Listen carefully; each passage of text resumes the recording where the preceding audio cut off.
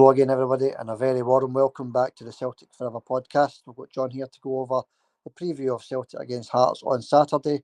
A chance to go 8 points clear of our rivals, but of course Aberdeen are right behind us in second place. Let's say hello to John. How you doing, John?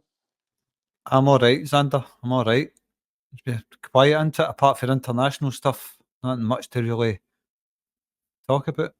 Although there is a few things. Yeah, John, but we went through a few things in midweek, didn't we? And there was quite a bit to go through there. But all I can say, John, before you continue, is thank goodness that international break is over. I mean, honest to God, it's so poor, it's so boring. It's just great to have the real football back, John. Aye, it's always good to have the real stuff back, the real McCoy. The internet, I quite like watching Scotland right enough, but when they're getting beat, it's not so good. So I've no faith in Scotland anymore. They were good last year, or 2 years ago when they were qualifying for stuff. Time for a change of manager, I think. Yeah, it looks that way, doesn't it? It's, they're in this, top seeds in this tournament they're in just now, John. These defeats every game they play, it's unbearable, isn't it, to watch? And it's just so good to have the real football back, John. That's all I can say. A wee bit of housekeeping before we move on there. A wee bit of housekeeping. Hit that notification bell, please, and you'll get a notification anytime there's a new podcast or video, or anytime there's a competition, you'll get a notification. So hit that notification bell, hit the subscriber button as well, please. That would be much appreciated. Thank you to everybody that's done it so far, and hit the like button as well to help the channel out. We thank you to Franco Boyle on the Facebook. He's got his own page over on Facebook, John. Celtic fans, Glasgow and abroad. That's the name of his page. Thousands of followers on his page, and he's pinned our podcast, the YouTube podcast, to his page. So thank you very much, Franco, for that. It's much appreciated. I think we've got over 15 extra subscribers out of that already. So you're a legend, Franco. Thank you very much. You're a good person, and we do appreciate it, John. Appreciate every wee bit of help that we get. Aye, big thanks to Franco for pinning the podcast to his page and getting extra subscribers. So that's really, really appreciated. Any help like that, thank you very much, Franco. Yeah, Franco, and anything we can do for you, buddy. I've already mentioned your wee page on the podcast. Anything else we can do for you, just let us know. Right, John, let's move on. We quick mentioned my two wee grandsons very quickly. Wee Matthew got picked for the school team, St Timothy, so well done to him. And wee Charlie got a contract with his wee six-a-side football team, so he got a wee contract. He's a wee goalkeeper, so well done to wee Charlie as well. Anybody that's wondering where the competition is, John, the competition is on a separate reel. I'll put the link for the competition below this video. Just go into the comments, just go into the description, and you'll see the video there. Just click on it and you can enter the competition this week and it's that show Green Brigade metal wall framed plaque, John. So that's what's up for grabs this week. So we're not going to go too much on about the competition because it's on a separate reel. Enter it through the reel, and good luck to everybody with the competition. Good luck, everybody, and well done, the two grandsons getting picked for their wee teams and stuff. That's good. I don't really know your grandwin, Xander. I've seen them, but I can't really remember them. The only one I remember really is wee Matthew, that get picked for the school team. I remember Matthew, of course, seen him quite a few times, but well done to any of them that's staying well at school and all that. So I give a big shout out to all your grandwins, Xander. They're good wins when I have met them. Yeah, thanks for that, John. Yeah, and they'll love you mentioning them, so appreciate that, buddy. Just a wee quick mention as well, Michael Chalmers didn't claim his prize last week, so it's gone, Michael. We give you a full week, pal. You didn't claim it, so try and enter for the next one, and if you win, claim your prize. That's all we can say. Right, John, Celtic news. Let's get into the Celtic news before we go into the preview of the Hearts game, right? So remember last week we were saying about Greg not being picked for Scotland. Obviously, he picked up an injury, didn't he, after the Glasgow derby? So he could be a doubt for Saturday, John. Greg Taylor and Forrest as well picked up a wee niggle as well after the Glasgow derby. So both Taylor and Forrest picked up niggling injuries, John. Aye, well, I don't think we can really afford to lose Greg Taylor. I know there's contract issues, but obviously Greg's still no signed his new contract. Mm-hmm. I don't think he's even been offered a new contract. But Look, we've got Nicholas Kuhn that can play on the right as well. Yang, I think Yang's still there, isn't he? At Celtic, he never get transferred or loaned out. Yeah. So you get a couple of players that can play on the right there. But Greg Taylor is an important one. I think that's something Celtic really need to get sorted out pretty quick, because I think most Celtic fans would be gutted if Greg Taylor, left Celtic. Celtic missed out on him, because I like him. I think he offers a lot to Celtic, and why he's never been picked for Scotland, I've got no idea. I know he gets picked, but doesn't get played. That baffles me. That obviously the left-hand side of Scotland is strong. Kieran Tierney and Andy Robertson, who I think is the best left back in Britain. But I think there could be more to help Greg Taylor. Even when Andy Robertson gets injured, Greg Taylor doesn't get brought on. So I don't understand it. I think he's as good as, at least as good as Kieran Tierney's under. Aye. Oh, definitely, John. I think he's brilliant for Celtic, Taylor. I think he's very underrated. I really do. I think he does a sterling job for us at left back, John. So there's a wee doubt with him for the Hearts game. But because if he is indeed missing for the game, it gives Alex Valley a wee chance. The new boy, the Barcelona boy, gives him a wee chance. If indeed he is injured, John, and he's not available for Hearts, gives Valley a wee chance. Aye, it certainly does. We've not seen this guy in action yet. I think that's a boy that will get used in cup competitions, early stages, that kind of stuff. But Greg Taylor, I'm like you, I'd rate him as well, but we do need to have him sign that contract that he hasn't been offered. I'm sure it will get sorted out. I'm sure Brendan realises how important Greg is to Celtic. Maybe I'm being a bit kind of presumptuous saying he's maybe as good as Kieran Tierney, but he's close enough, Does a sterling job there. He's solid enough. Like every player, he's got a wee mistake in him, but overall, I think he's very important to Celtic. Of course, yes, John. I think the contract thing that will get sorted. Brendan's not going to let Greg walk away for free. That's for sure, John. He'll sign a new contract. Speaking of contracts, I think Alistair Johnson, Celtic lining up a brand new spanking contract for him. Alistair Johnson, who might be missing for the Hearts game as well. Actually, John, he did have that slight tweak on his hamstring. He walked off the park. He looked okay, but he's a slight doubt as well for the Hearts game. We'll get to the preview eventually, but a wee contract extension for Alistair Johnson would be superb, and immediately after that, a contract extension for Greg Taylor. That's what we're looking for, all the Celtic fans. Aye, well, I think Alistair Johnson's still got a few years to run in his contract. So I find it a bit odd making Alistair Johnson maybe a priority before Greg Taylor, whose contract expires at the end of the season, I think. Yeah. It might even be the end of this year, I'm not sure. But Greg Taylor's an important one for me. Alistair Johnson's still got, I think, 3 years left in his contract to run. So I find that a bit odd that that's more of a priority. Although, look, Alistair Johnson's one of my favourites. I think he's an outstanding right back. He really is. I was listening to Radio Clyde yesterday, and I heard Mark Wilson saying he thought Juranovic was a better right back than Alistair Johnson. Do you agree with that?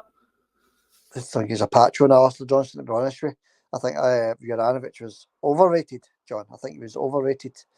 He was decent, don't get me wrong, he was decent, but he wasn't as strong as Alistair Johnson. He wasn't as fast as Alistair Johnson. He couldn't whip in crosses like Alistair Johnson. So for me, he's not a patch on Alistair Johnson.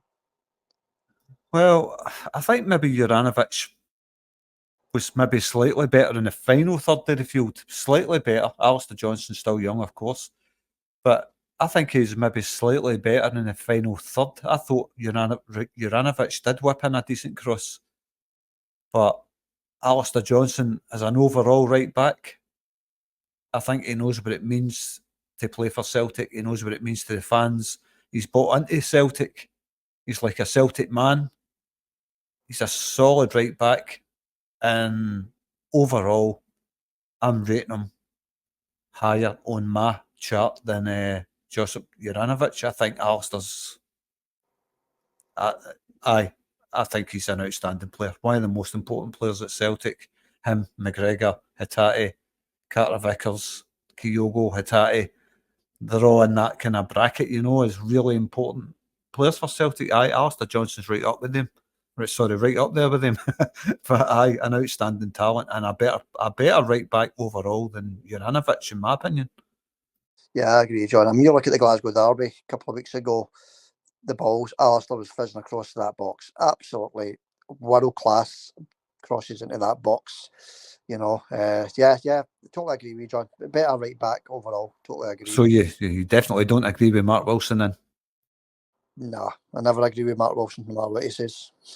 well, the thing is, a caller did come on right after that and agreed with us. He was saying, no, you're wrong there, Alistair Johnson. Just like I said, he's bought into the Celtic thing.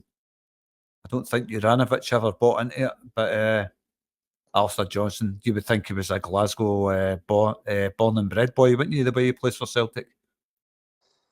Yeah, John, that's it. It's as if he's been there for years. But, you look at Juranovic might be a changed player for what he was when he was at Celtic, John. Maybe that's what Mark Wilson's talking about. Maybe he's better now. But if we're going by the way he played at Celtic, there's no contest, in my opinion. Definitely no. No, definitely not. I think if both of them were at Celtic, playing the way they did for Celtic, like you says, Alistair Johnson is a starter every game, and Juranovic is warming the bench for me. Yeah. Totally agree, John. I mean, what else can you say? It's just a better player, in my opinion, and then probably most Celtic supporters' opinion. All right, so hopefully, I hopefully, but also beggars belief why there's no song for Alistair Johnson. But Josip Juranovic had one. We'll move on for that anyway, Xander. Alistair Johnson, let's hope he extends his contract anyway. It'd be great to see him commit his future to Celtic. And I think he will. I think he loves Celtic. I think he's a Celtic man. Yeah, I think he will. I think that will happen next week. And I think Greg will not be far behind him, John. But as you say, I think they've got the priorities wrong there. I think Greg should have been the main priority. And then you've got all those extra years to get Alistair signed up. So obviously Celtic are trying to keep hold of their big assets, Alistair Johnson, Carter Vickers, Hatate, all these extensions on contracts. So yeah.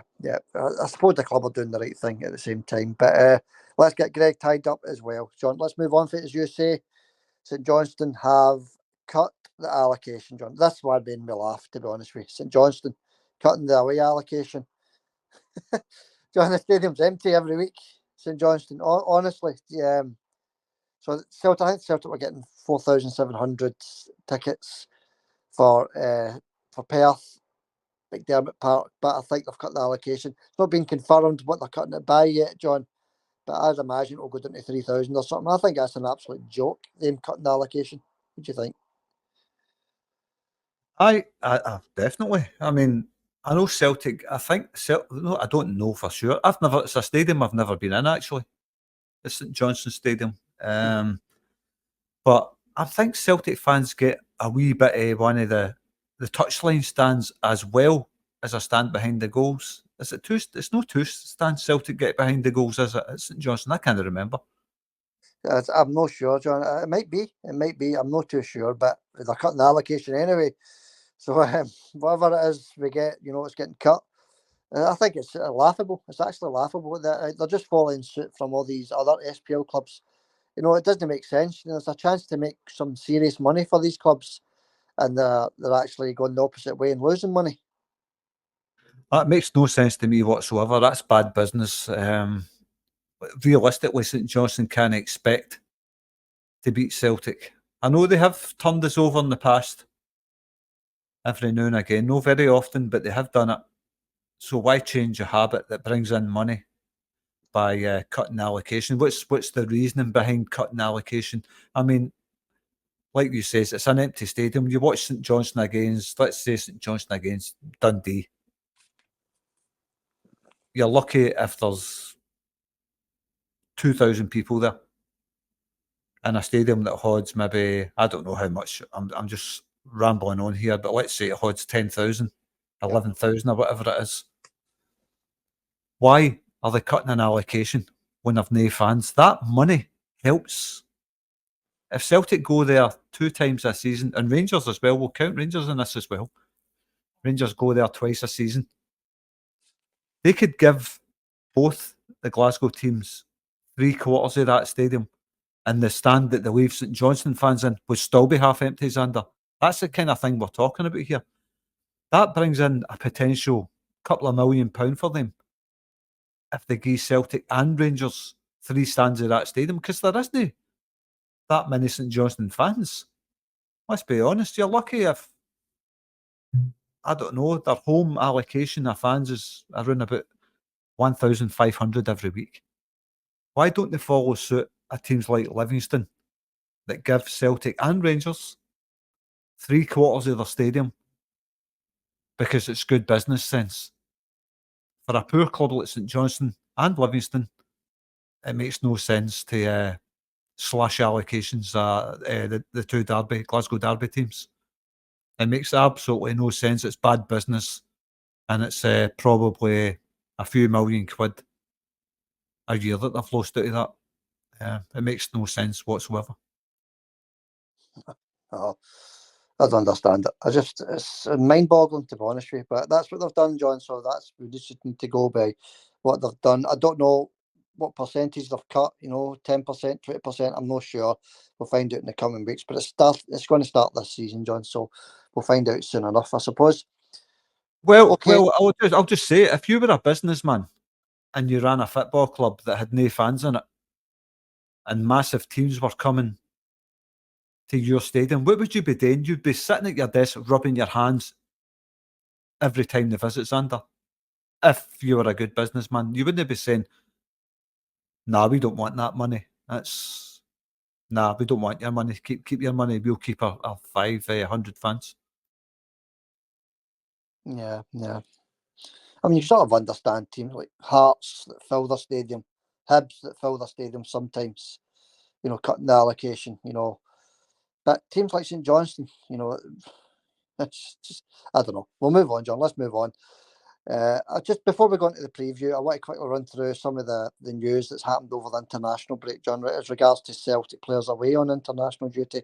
Obviously, it finished Scotland 2, Poland 3, Portugal 2, Scotland 1. That was the Scotland results, right? We all know that, obviously, so it was very depressing for us all. Maeda, John, he was away with Japan. He played one of the games. He missed out the second game, and Rio Hatate played 0 of the 2 games, so that's good news for us.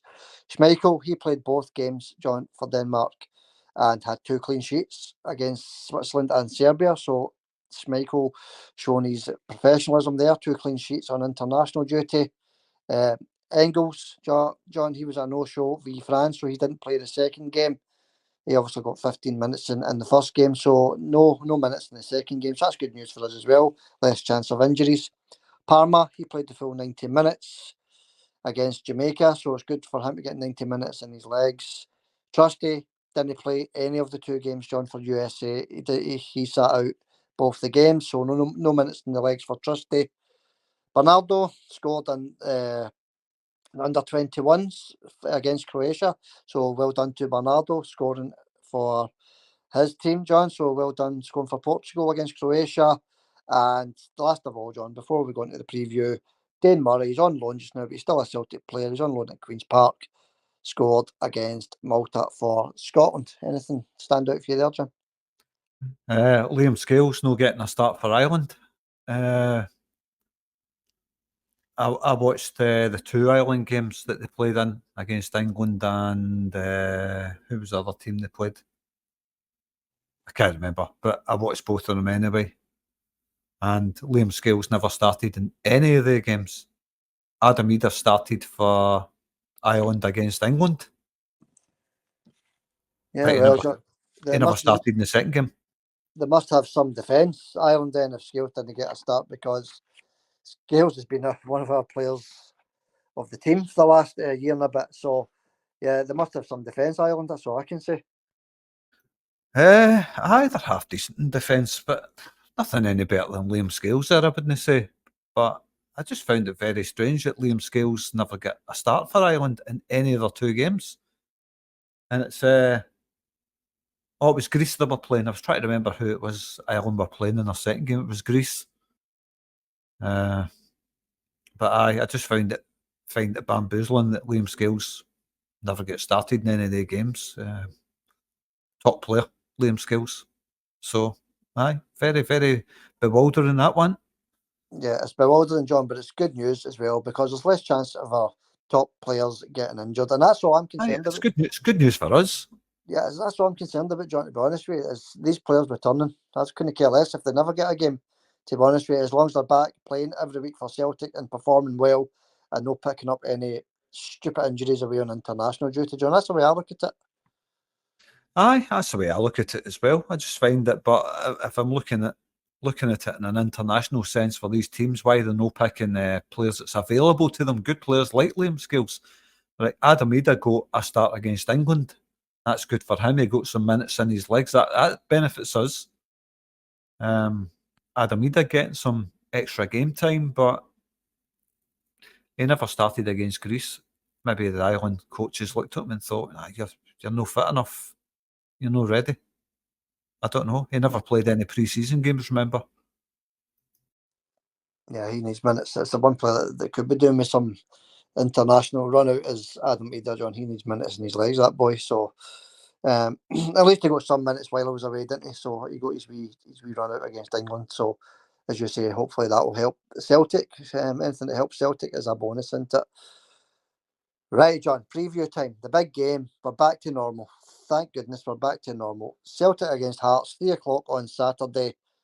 60,000, fully packed house we're expecting as well, John. Let's have a wee touch on the referee. The referee is Colin Stephen for this one. And on the VAR, we've got Alan Muir. So hopefully VAR doesn't have to come into play too much on Saturday. Wee chance to go 8 points clear of Rangers, John. Obviously, Hearts are sitting bottom of the league. But Aberdeen are obviously breathing down our necks as well, aren't they? Just as well as Dundee United sitting in third, Rangers sitting in fourth, Hearts sitting bottom. Aye. It's like we're never taking it for granted when Hearts come to town. They beat us last year when the Celtic were hot favourites. So never take it for granted. And I think the international break came at the wrong time for Celtic, to be honest with you. I think Celtic were flying. They looked unstoppable. Then bang, there's an international break thrown in.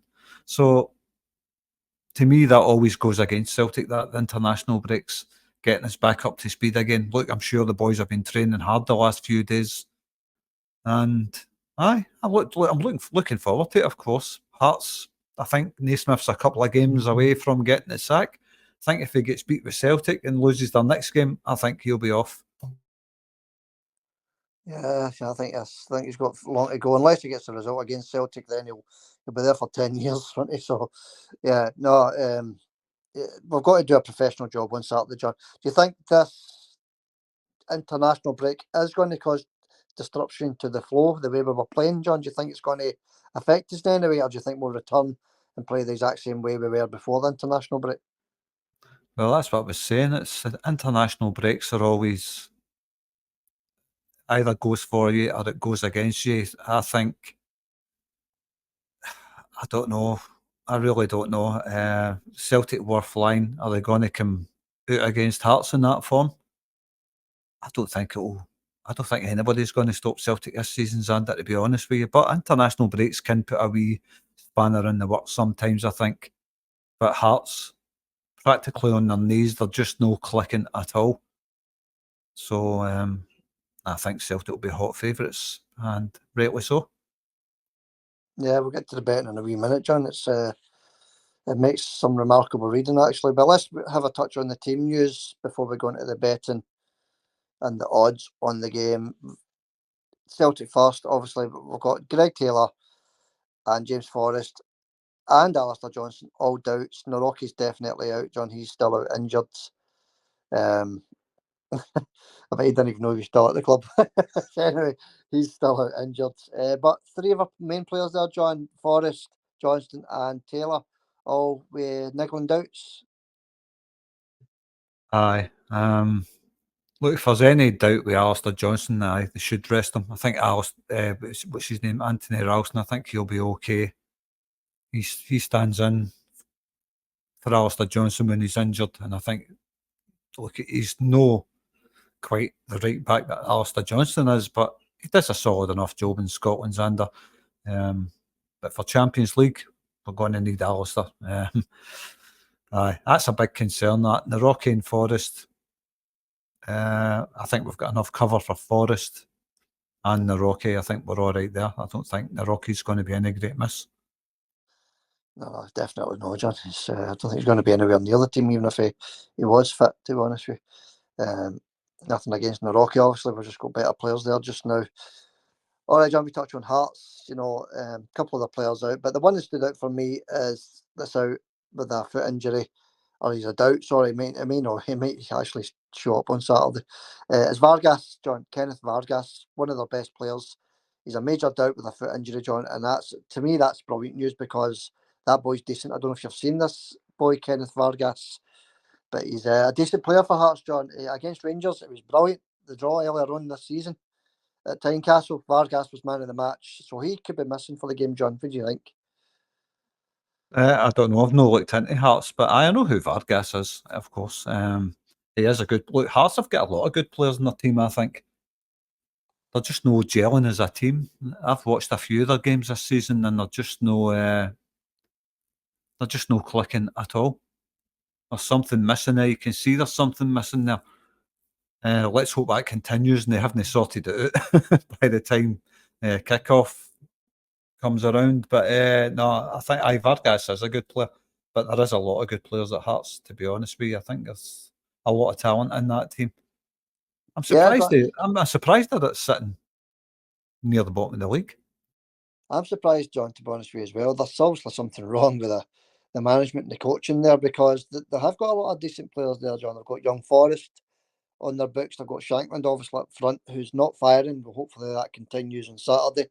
I mentioned Vargas. He's a brilliant player. Boyce as well up front for them, decent player.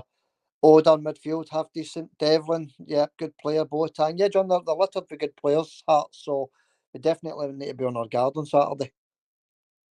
Oh, aye, definitely, aye. Devlin, I think. I like Devlin. I think he's a wee whippersnapper, isn't he? Like a wee Yorkshire Terrier, nip in at players' heels and all that. He can be a wee bit dirty sometimes, I think, but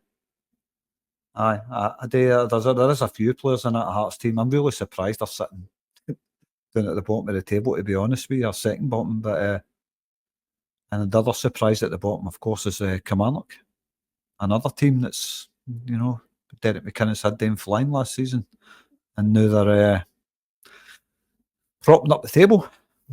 Yeah, that's it, John. It's outstanding Kilmarnock were, to be honest with you. Obviously this run in Europe's hampered them, but we'll move on for Kilmarnock just now, John, because I want to get your predicted 11 because this is going to be quite interesting with the possible injury doubts, John.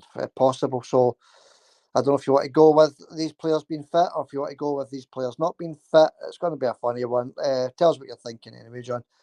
Predicted 11 for the Hearts game. It's very hard to predict when there's players that are doubtful. I think Alistair will make it though. If he doesn't make it, it's going to be Anthony Ralston, of course, but it's obviously going to be Schmeichel, Scales and Vickers, Greg Taylor, Alistair Johnson if he's fit. If no, it's Anthony Ralston. Centre of the park, I think it's going to be Bernardo, Hatate and McGregor.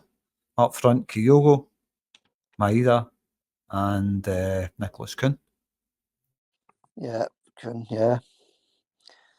Yeah, it's still a very strong team, isn't it, John, even with Ralston in there and Alex Valley, if Taylor isn't fit, obviously that would be the other one, wouldn't it? So yeah, just the exact same, John, the exact same. Bernardo, John,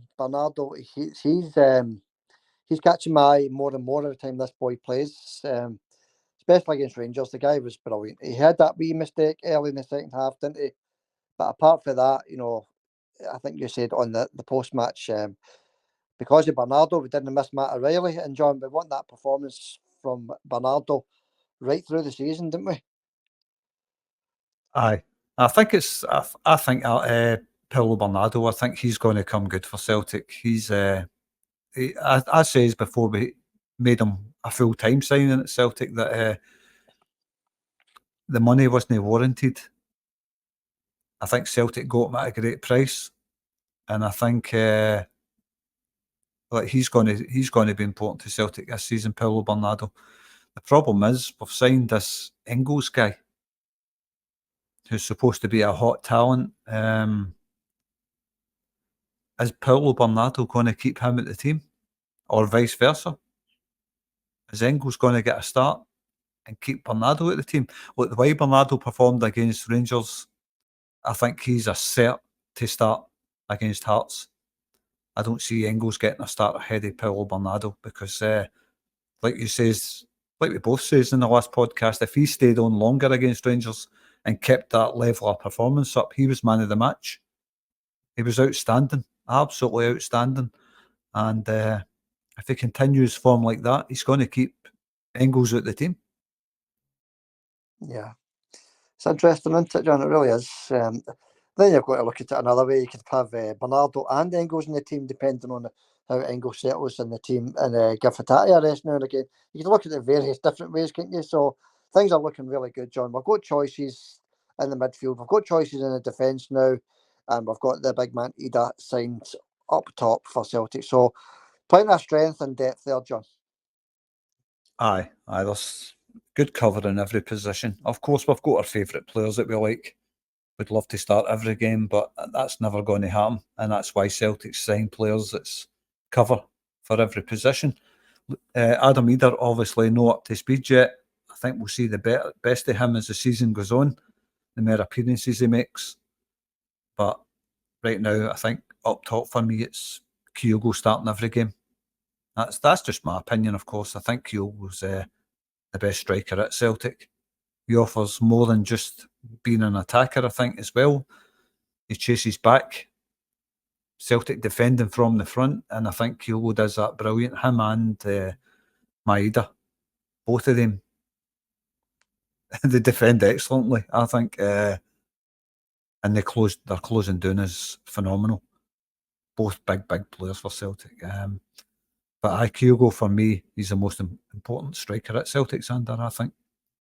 Yeah, yes. What a goal it was against Rangers. I know he scored plenty, but I'm talking about the most recent one. What a finish. Yeah, he'll start for me as well, John. My start 11 is the exact same as yours, incidentally. No change. So, yeah, okay, let's get a wee predicted score off you then, John. It's a lot of people in the competition were saying 3, 4, 5, even 6, hundreds of entries, by the way, into the competition, hundreds. So good luck, everybody with that, John. But what's your guess for the scoreline? What do you think? What's your prediction? I think Hearts are going to raise their game. I think they always play well against Celtic. Hearts for some reason. Well, we know what the reason is. Naismith has his team battling against Celtic. Yeah. So we're going to see the same performance. I think I'm going to say 4-0 Celtic, Sander. Okay, take a wee note of that. 4-0, John. Right. Okay. It's tricky, isn't it? It's this international break's just messed everything up for me. It really has. The flow, everything. Just hope we return with the exact same style and performance that we had before the international break, and I think we will. So I'm going to go. I don't know. I was going to give Hearts a go there, but John, I think we'll get a clean sheet again. So 3-0, 3-0 Celtic. 3-0, all right. But my prediction is based on current team forms. Celtic flying at the top, and like you just says, another clean sheet would be very good. Yeah. So that's what my prediction is based on. Celtic flying at the top with keeping clean sheets against every team, and Hearts struggling. That's what my prediction is based on. So I'm going to stick to my guns and say 4-0. I don't know. It's not an unrealistic prediction when you take into account the current form of the two teams. Yeah, that's it, John. And a wee quick touch on the pricing of the betting. 3-0 is priced at 10-1. Sorry, I beg your pardon, Johnny. 4-0 is priced at 10-1, and 3-0 is priced at 7-1. Outright win betting is Celtic 1-6, hot favourites. Draw 15-2, and Hearts win is 16-1. Outside first goal scorer, John, Liam Scales. I thought this was surprising. 40-1 for Liam Scales to score the first goal. We corner, we header. You never know. Shankman's 10-1. Scales, as I say, 40-1. Vickers 40-1. McGregor, John, who scored 3 goals, 3 wonder goals. I think they've all been the first goal, if they know. I could be wrong. I think maybe the Rangers one was the only one that wasn't the first goal. 13-1 McGregor to score the first goal. Aye, that's surprising actually, with his scoring form recently. Hearts will need to be on their guard with McGregor. I'm sure they've been watching how he's been pinging these goals in for 25, 30 yards. So that's a surprising one. I thought McGregor would have been around the 81 mark, maybe 71. Yeah, all these goals he scored. Keogh was sitting at 3-1 and McGregor's 13-1. So yeah, I'm quite surprised at that as well. But anyway, John, it doesn't really matter. It's a great price for him that wants to put a wee 50p on it. So 13-1. Moving on with the betting, John. Looking at the form going into this, Celtic have had 6 straight wins, haven't they? And Hearts have had 6 straight defeats. So it does point to one winner, but it never really works out that way, does it? No, when it's Hearts, no. It never works out that way when it's Hearts, because you don't know what Hearts is going to show up. This could be a game that turns around their season, and Naismith is going to have them battling, like I says. But if Celtic stick to their A game, like they have been doing all season, there's not going to be a problem for Celtic, I don't think, Santa. Like I says, judging on the form of both teams. But, it could be a game that turns Hearts' season around. They might get a point. They might get a narrow defeat. We don't know. Well, who knows? We don't know. We'll find out at 3 o'clock Saturday. It's a great chance to put serious pressure on Rangers, isn't it? To go 8 points clear of them this early in the season, with them having to go to Tannadice, John. So a wee bit builder for everybody. I've not done this for a while. And before we move on to the bit builder, John, Celtic have beat Hearts 5 times out of the last 6 times we've played them. Sorry, so 5 times I've beat them out of 6. Bit builder time, John. Right, Maida to score at any time. Both teams to score no, and half time win, full time win. So Celtic to be leading in both halves. For all 3 of them to come up, it's priced at £6.11-1. That's not bad, John, isn't it? Maida to score at any time in the game, both teams to score no, and half time, full time, Celtic. Aye. It's good chances of all them happening. But Maida, he's on fire. Like, that's going to be the toughest part of that bet, I think. But Yeah, Maida, it's hard to find a goal scorer in any game, isn't it, John? But as you say, Maida, he's on fire. He's everywhere on the park, isn't he? He's in defence, he's on the wing, he's up front. He's just a magnificent player for Celtic, and let's just hope that he stays injury free for the rest of the season. aye, well, that's all we can hope for with Dyson. There's a good chance of him banging in a goal. So, aye, that's a good bet for that. Bring it on. I'll not be putting 50p on it myself, right enough. I think you've only ever had one come up. No. By the way, gamble responsibly, everybody. If you listen to this bet builder, it's just a bit of fun. What we don't want, John, is an international break hangover. Sometimes these players can come back from international break and not be quite the same. That's what we need to try and avoid. Aye, sometimes there's a flat atmosphere as well when it just starts back again. Look, the fans are happy to see Celtic back.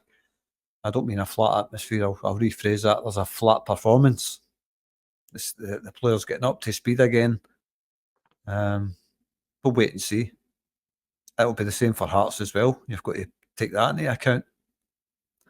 So it could really be, the thing that finishes Naismith's Hearts career as a manager.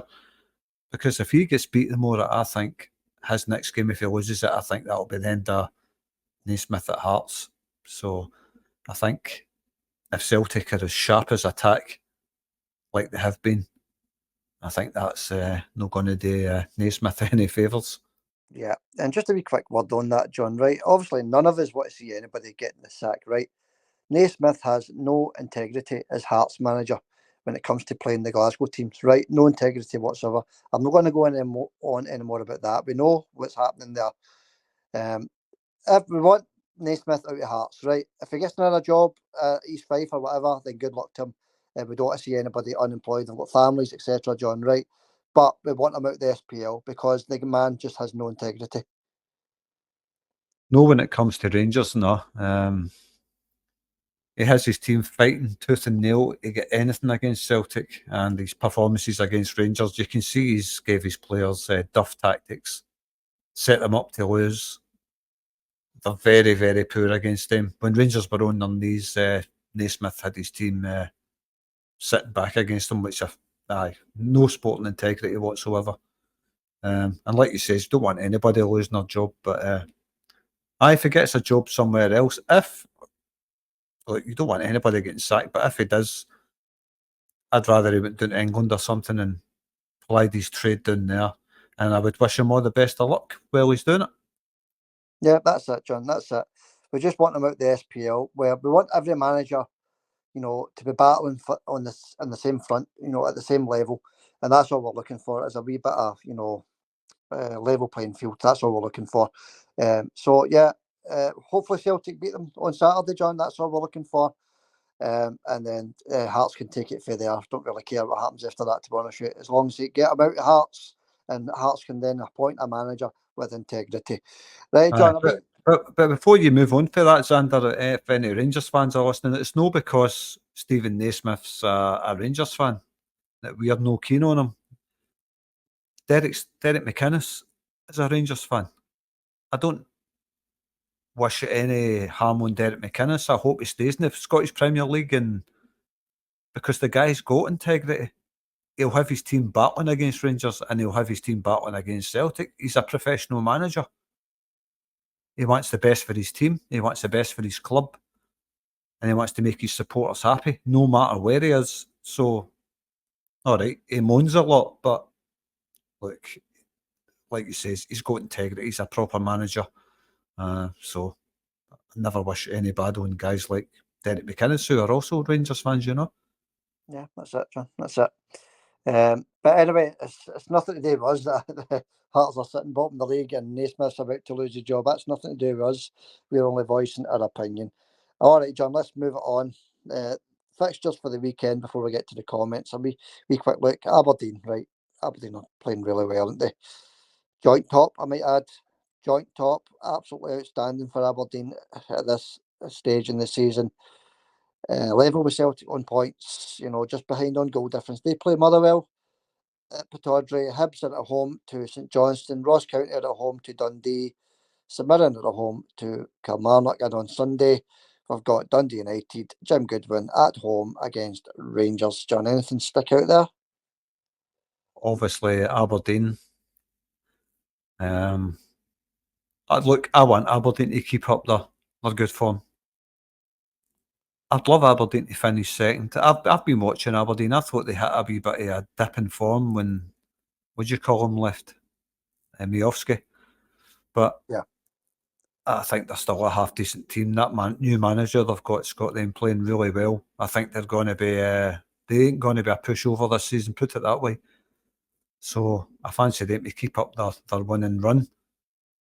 And obviously the big game that sticks out is Dundee United against Rangers. I think that's going to be a tricky game for Rangers, but we don't know. We'll wait and see. Jim Goodwin's got his Dundee United team playing well. I was never a fan of Jim Goodwin as a manager. I just don't think he got the best out of players. But this season he seems to have made a good start to the league. For the Arabs, I like Dundee United, of course.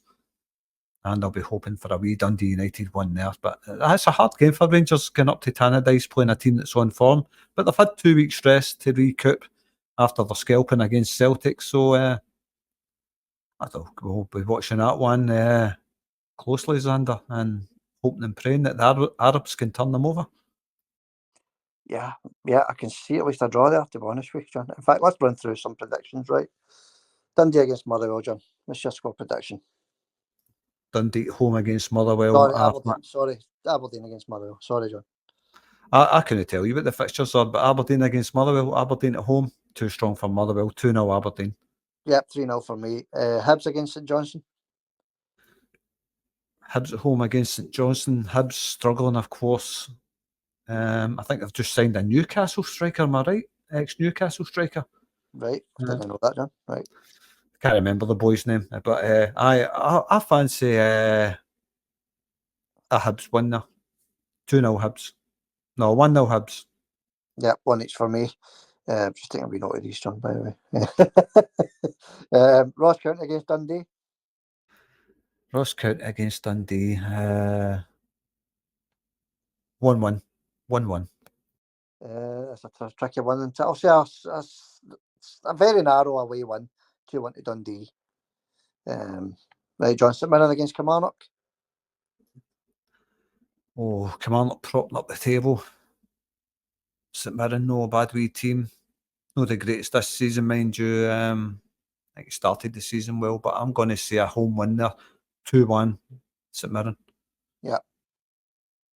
What do you think the score will be? I just said 2-1. A home one. What did you say? 2-1? 2-1, Xander. 2-1, right.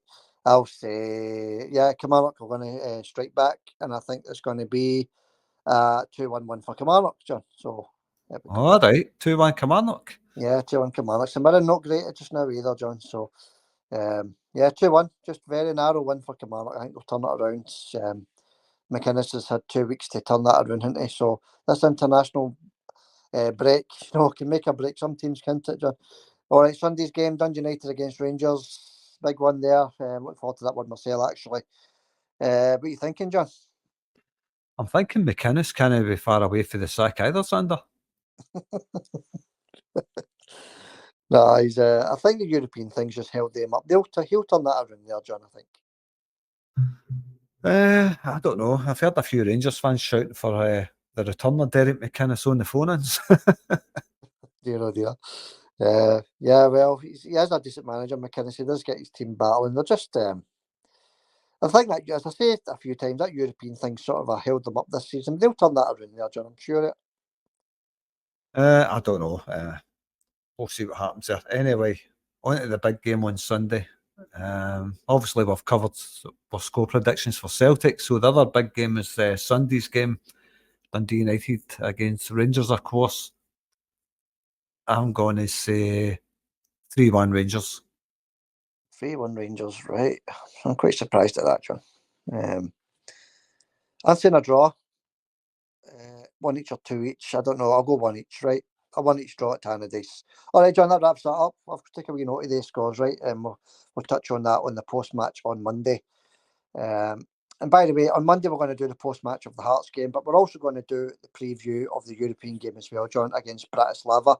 So it's going to be like a 2-in-1 thing on Monday. Preview for Wednesday's game against Bratislava and the post-match of the Hearts game. So there's plenty to get through on Monday as well. Right, John, comments time. We've not done these. Well, we've done them last week, but we've only done a few, didn't we? So, what comments have you got for us, buddy? Well, I'm going to bring them up for the midweek podcast, of course. I know you did a wee video, which was absolutely brilliant. I loved it, Xander, the wee Jock Stein tribute video that you did. Aye. 6 in the morning. There was a few comments on that one. I was reading nice compliments, but that was a good wee video, the Jock Stein tribute. If you've not seen it, go into the channel and look for it. It should be maybe the second video that you find. Jock Stein tribute. Very good, Xander. Well done. It was enjoyed that. Yeah, thanks, John. It was quite good doing it. It was quite a nice morning. It was really cold, but it was nice. And anybody that's not seen it, I'll put the link in the description for that as well. So the competition and the Jock Stein video, I'll put both the videos in the description. Just click on the link, it'll take you straight to it. Thanks for that, John. I appreciate that. No worries, Xander. First up was Paul McEwen. who says, "Hail, hail, the Celtic and the women's Celtic are well, hail, hail." And probably about 30 emojis. Paul, yeah. Paul's a funny one, and he always leaves his comment, and fair play to Paul, but he never actually has any actual comment. Aye. I think the boys just saying hello, and so hello to Paul, and it's good to have you on the channel, buddy. Aye, look, every comment's appreciated. In fact, I'll just give it a wee thumbs up right now while I'm looking at it. Thanks for that, Paul. Yeah, cheers, Paul. And next up was Roseanne. She says, I'll start that again. My exact opinion, John. Cal Mack's goal, fabulous, yes. And she says, I know the Rittles.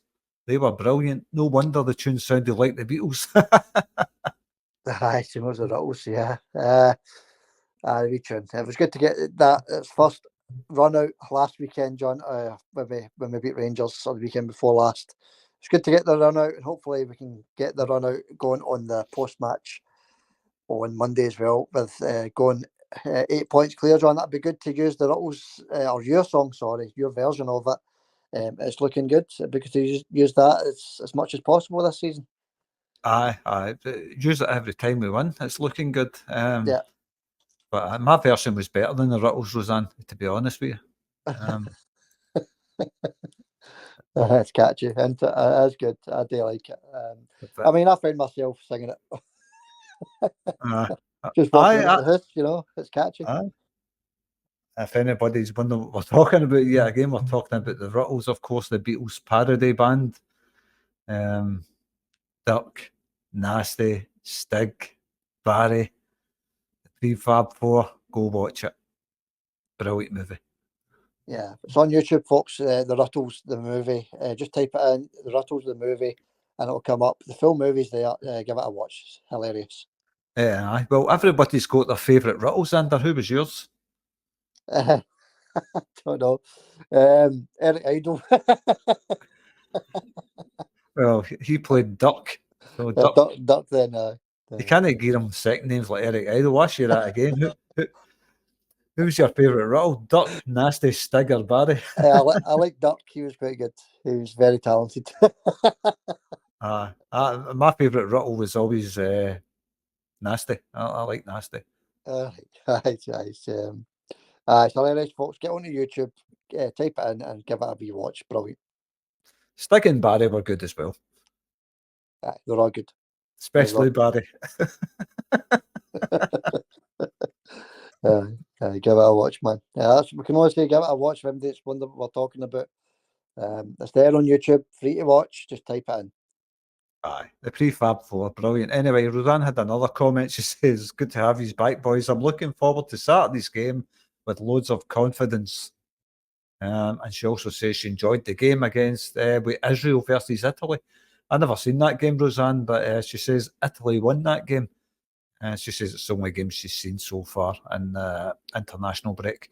And good luck for Saturday. And Roseanne steps in with a wee 3-0 prediction for the Hearts game. Yeah, good luck, Roseanne. And it's a good comment, actually, because you know something? I didn't watch any, not even the Scotland game, John. Didn't watch any international football. Not 1 minute of the football did I watch. What about yourself? I've watched both of the Ireland games. I watched them. I've watched both of the Scotland games. I think that was it, really.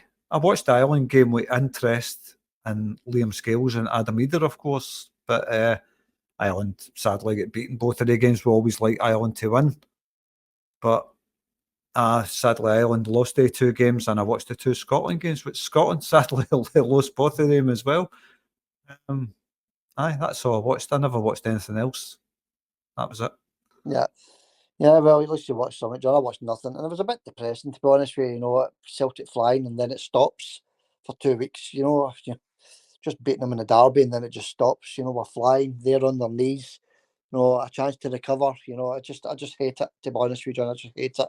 I know there's a lot of people out there that like it. I just kind of annoyed with it. I'd just rather it was club football all the way through to the end of the season. I couldn't agree more with that. International breaks are there's got to be international teams. So I watched them with a wee bit of interest. Like my interest in Ireland was Adam Eder and Liam Scales, of course. I was looking forward to the games. to see how the two Celts done, and of course Scotland. I don't think there was any Celtic players playing for Scotland. I'll tell you something that confuses me with Scotland, by the way, Xander. And you're going to say the same, and I suppose every Scotland fan's going to say the same. Lewis Morgan, why is he getting an international start? Lewis Morgan? I don't know. I don't know. The St Mirren boy, ex-Celtic, John, he's... if that's the levels we've got to, then we're in deep trouble, that's all I can say. Well, I was watching that game, and I sent you a text after it, I think, and I says, Portugal are bringing on Cristiano Ronaldo, and we're bringing on Lewis Morgan. Well, that sums it up, doesn't it, John? It's really poor. The Scottish, you say, it's time for a change, I think. And manager, he's been there too long. It's getting stale. Get somebody else in, bring new, fresh ideas. Still the same players, isn't it? So, yeah, I'm sure we could get more with a new manager. Aye, I think there's going to be a change in Scotland. Look, there isn't a great pool of players to pick from in Scotland. I think that's the problem. And guys like Lewis Morgan, they're coming on. It's just every time I see him, I'm like, why is he anywhere near an international team? There's quite a few players in Scotland, I think, that actually. But Lewis Morgan, I don't know. I just don't get it at all why that boy's anywhere near a Scotland team. But I think it's time for change. And I think big Lyndon Dykes has ran his course at Scotland. I liked him a couple of years ago. He did a lot for Scotland, but he's ran his course. I think he's playing his football in League One in England, Xander. No, even the Championship, League One in England. That's the level of player we've got in our national team now. Yeah. Just before we move on to the next comment, John, it's League One players. There is some decent players, but it's not a Scotland level, is it? So how did the team perform against Portugal, John? I've not heard anything. I just heard it was 2-1 to Portugal. Heard Scotland were unlucky. Were we any better than what we were against Poland? No, I thought Scotland were really poor. I'm going to be honest with you. I thought they were really poor. They sat back and admired Portugal for the first 40. They scored a goal and then sat back and admired Portugal, basically. And it was cringy to watch. I know Portugal were laden with top quality talent. But so Scotland, they've got a lot of quality players in there. John McGinn. All right, he's maybe no Portugal player level talent. He's a decent player. Andy Robertson, of course. All right, we haven't got a lot of decent players. We've got two. But guys like Ryan Christie and all that, I just don't get it. We haven't got a great pool to pick from. But no, Portugal outclassed Scotland's under. I don't think Scotland played well at all. I think they were terrible. Had a wee spell in the second half. They looked, maybe when they realised they were up against it, they started to commit a wee bit more. But I think they tried to defend a goal, and I think that's poor tactics. Yeah, I think we're going to get embarrassed in that Nations League, to be honest with you, John. So, and the thing is, on a Celtic front, it interrupts Celtic, doesn't it? It really does. Players all going away, and not just Scotland, but all the players going away in international duty, and then having to come back, after playing all these extra games, some of them picking up injuries. Yeah, can be doing with it, John, to be honest with you. Aye, well, it's all over now, thankfully. So, they'll get humiliated by teams like Portugal. Anybody that says Scotland played well is kidding us. I don't know what Scotland game they were watching. They must have been watching a rerun of some other game. Because what I seen, it wasn't good. I don't think MD said they played well, John. I think I heard a couple of people saying they were unlucky. I think did Portugal not score a last-minute goal or something? I can't remember when the goals were scored, but they weren't unlucky. They deserved to get thumped, if you ask me. I think the scoreline flattered Scotland's under. Well, as I say, John, I didn't see it, so it's good to know that that's what happened, because I only heard about the final score, was, to be honest with you. But you must have been listening to Radio Scotland if anybody says they were unlucky, because if you ask me, that was 2-1 going on 10-0. All right, 10-1 Scotland scored, but Portugal should have thumped them, the amount of chances they had. No, John, I didn't even listen to it in the radio either. No, I've just heard a couple of people saying they were unlucky. So, no. All right, moving on, John. What other comments have you got for us, buddy? A new commenter, Jim Conlon. Jim Conlon says, "Hail, hail, boys." Thanks for that, Jim. Thanks, Jim. Cheers, buddy. Keep the comments coming, pal. Good to have you aboard. How would you pronounce that, Conlon? Conlon, I would say. If I was Scottish, I would pronounce it Jim Conlon. Conlon. I would put an I in there instead of an O. Yeah, I can't see the name, but it just sounds like Conlon to me. Yeah, Jim Conlon. Jim Conlon, aye. Yeah. The way I says it was rang, Jim Conlon. I don't know. Don't know. Yeah, that's Yeah, Jim. that's Jim. I pronounced that crackery name a few weeks ago, didn't I? I think it was a foreign name, big long name. First time right in there with the big names, you know. Yeah. Vils, adjectives to the lot. You got it bang on first time. I think it was just beginner's luck. Just sweating. I actually took about 5 seconds reading it before I says it, to be honest with you. But that was good. You got it bang on, but you struggled with Conlon. Brilliant. I'm all right, big names. If you come on, Jim, give us a bigger name so I can make it easy on myself. Is that what Jim said, John? Nothing about the football, no? Nothing about the football. Thanks for your comment, Jim. All comments are appreciated. Yeah, cheers, Jimbo. Cheers, pal. Next up was Stephen Bell. I think Stephen's another new commenter. Good to see you here, Stephen. Stephen just says, hail, hail, troops. That was it.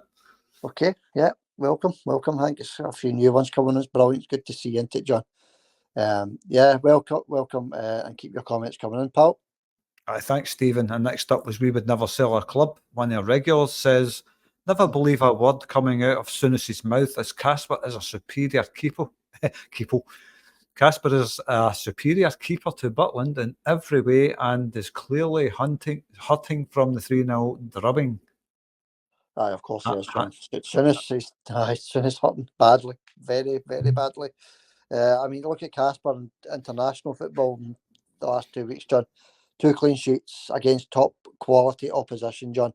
So, yeah, he's just a world-class keeper. And we've got him at Celtic. Happy days.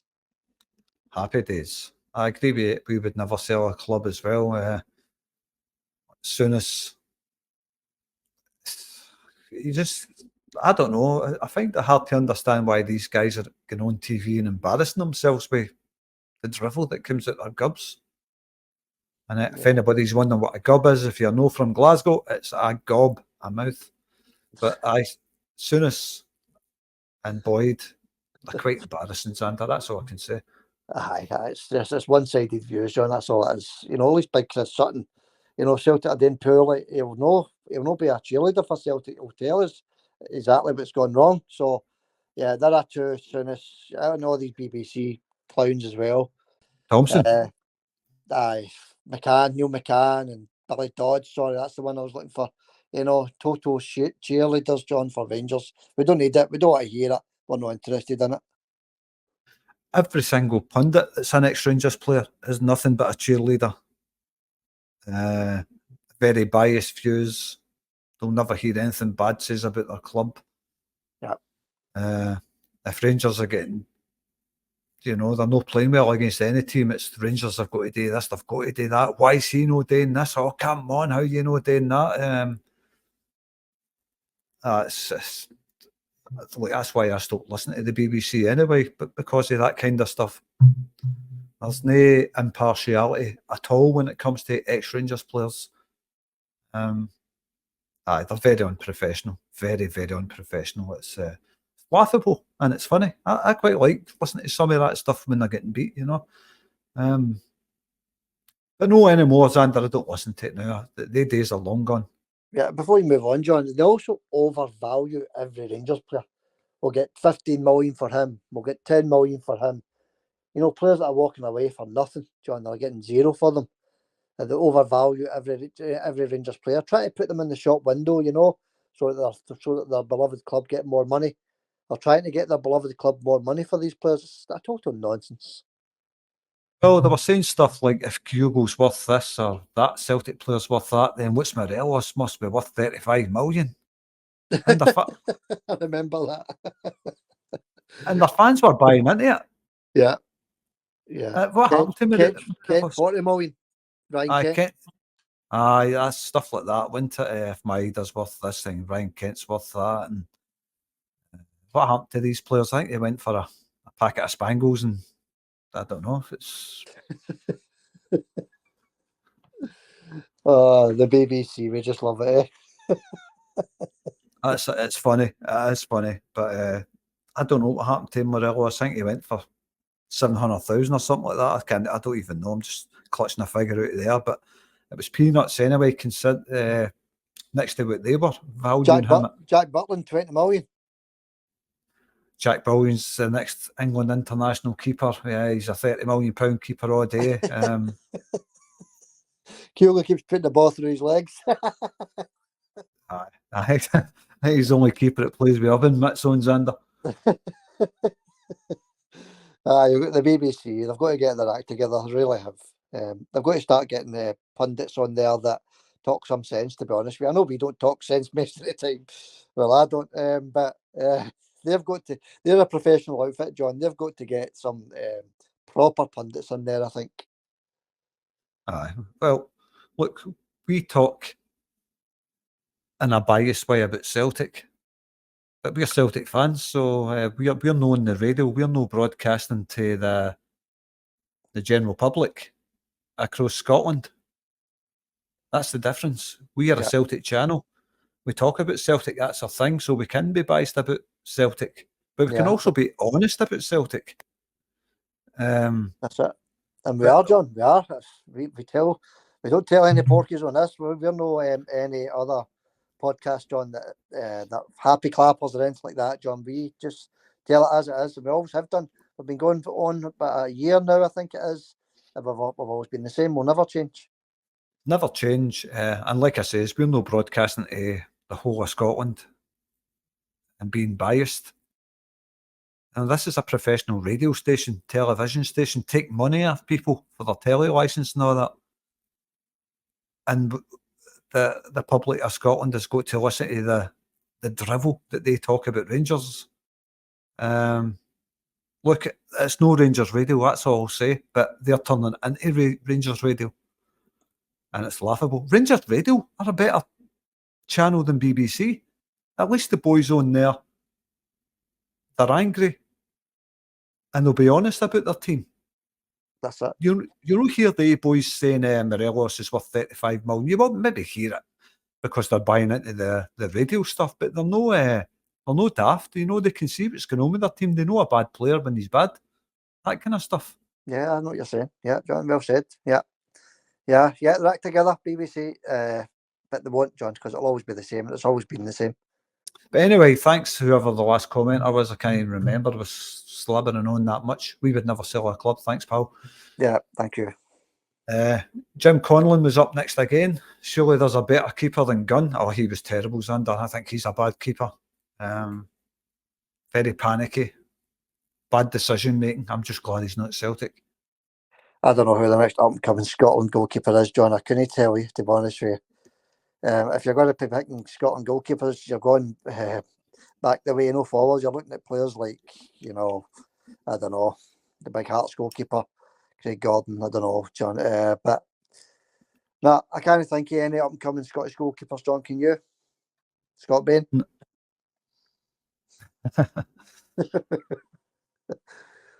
I think he's better than Angus Gunn, put it that way. Well, I thought Bain was decent, to be honest with you, but he was just too inconsistent at Celtic. Brilliant one half hour, inconsistent the next half hour, letting the ball go through his legs and things like that. So it's just his consistency level, wasn't it? But no, John, I can't think of any up-and-coming goalkeepers. Can you? No, off the top of my head, but there is a few decent Scottish goalkeepers. You see them when they're playing against Celtic, pulling off world-class saves, but I don't know. Moving on for Scotland anyway, Xander, but I agree with Jim Conlon there. I think Angus Gunn isn't the answer for Scotland. Certainly not international level keeper, I don't think. No, he's not. He was there when we qualified, but, he's got many, many mistakes in him, hasn't he? So, no, he's not the answer, as you say, John. He pulls off a few good saves, but he's no the answer. He's no world class, put it that way. He's no international level, I don't think. But anyway, thanks for that, Jim. Thanks again, mate. Cheers, Jim. Thanks, pal. James Doran says, I say James Doran because he's been ways from the start, James. Yeah, yes, yeah, day one. Yeah. The very, very start. And we always appreciate your comments, James. Anyway, James says, don't listen to a word that comes out of Graham Souness's mouth about Butland because he wouldn't lace Casper's boots. So I agree with that. I've just says that. That's obvious for everybody to see. Yeah, of course, John. And the international break just spelt that out, didn't it, with the performance for Casper in the tournament there, John. The qualifiers, it was just brilliant. You know, two clean sheets against Switzerland and Serbia. I think it was 2 clean sheets. Absolutely brilliant. Well, James also says, by the way, Souness is hurting after the 3-0 defeat to Celtic, and then saying that there was nothing in the game, and the guy is a clown, Xander. That's not me saying that. That's James. Well, Souness said there was nothing in the game. I think the scoreline tells you a different story, and the performance tells you a different story, and the stats tells you a different story. So Souness, away back into your box, son. I don't know what he's getting. I've not listened to Graham Souness after that game. I've not listened to him. Chris Boyd, I listened to him. No Graham Souness. I just don't like his face for some reason. Don't hate the guy. I just don't care to watch anything that he says because anything I have heard from Graham Souness has always been absolute nonsense. And for him to say, if he did say that, I haven't heard it. So I'm only quoting what James is saying. He's talking about there was nothing in the game. If he thinks that, he needs to, again, another guy that must have been watching an old derby game because that game was so one-sided, it was unbelievable. Rangers had a spell for 10 minutes in the first half, and then a wee spell at the end of the second half for 5 minutes. Yeah, Celtic dominated that game, Xander. It looked like Barcelona against Kelty Hearts. Good choice. No, I just can't. You've got to take what Souness says with a pinch of salt. You know, he's got his blue tinted specs on as well, John. So that's just something that if you're going to listen to Graham Souness, which I don't, by the way, but if you're going to listen to him, then you just got to expect that he's got his blue tinted specs on. Well, it's a comment obviously based on 10 minutes of the first half. That's what his comment's based on, obviously, because Rangers, you know, they high press Celtic in the first half. Yeah. So, no, the whole first half, 10 minutes of the first half, and then they collapsed. Mm-hmm. So, Graham Souness' comment, I can only imagine, was based on the first 10 minutes of that derby game because he's either just blatantly lying or trying to make himself feel better or something. But I never heard the comment, but I'll debunk it. Yeah, because I've seen the game. Yeah, he's just playing to the gallery, isn't he, John? He's just keeping the hordes happy, if you like, John. That's all that is. There's nothing more to that comment than that, to be honest with you. I never heard one Rangers fan saying that there was nothing in the game. Every Rangers fan that I've heard is embarrassed with their performance. Yeah. Well, John, they should be because it was a total demolition. And if it was the roles reversal, let's put it that way, I'd be embarrassed if they played like that against us and we put in a performance like that against them. I would be embarrassed. So they should be embarrassed. So we're going to finish up the last comments, James, as well. And James says, that was a good comment, by the way, James. Thanks for that last one. That was good, Jim. Cheers, James. James says, I heard that the Hall of Famer Halfpen has bought a £1 million flat somewhere in Glasgow. I'll read that again. I heard that the Hall of Famer Halfpen has bought a £1 million flat somewhere in Glasgow, and that tells me he is going nowhere, and I hope that's true because I want the banter years to continue. Halfpen, the Hall of Famer, yeah, John. He's there is rumours going about that he's going to be leaving them. The Rangers fans don't want him there anymore. Couldn't care less about them, to be honest with you, John. But it would be good news if he did stay because he's a serial loser. He's won nothing apart from a COVID trophy. And John, the longer he's at Rangers, the better it is for Celtic. We might he'll be rubbing his hands if that's the case. I heard Dyson was house hunting for him. That could be true, by the way, because he's in his back pocket, isn't he? I heard Dyson was donating his last season's wages to buying Tavernier a house in Glasgow. There you go. Aye. No, John, you got to remember that Tavernier. He's a mouth. That's all it is. He's just a mouth. We're going to do this. We're going to do that. You know why? Why did they put up with a captain like that mouths off and then does absolutely nothing? Imagine a Celtic player doing that, John. We're going to do this. We're going to do that, and then get gubbed every time. Even the last 2 minutes, would they? I don't know why Tavernier's like that. I mean, no, a Celtic player certainly wouldn't in the last 2 minutes if he was. Celtic fans wouldn't stand for it. Let's put it that way. Yeah. But I don't know. I'm sure Rangers fans cringe as well when they hear it. Okay, John, any more comments? No, that's it, Sander. That's it. All right, thanks for reading me, buddy. Thank you. Thank you to everybody that's commented as well. I appreciate that. Keep the comments coming in, folks, because we always like to do a wee comment section as well. Right, okay, John, that wraps it up then. So, big game on Saturday. Good luck to Celtic. Any sort of win, doesn't matter if it's 1-0, 5-0, doesn't matter. We're just looking for the win. Put us 8 points clear of them.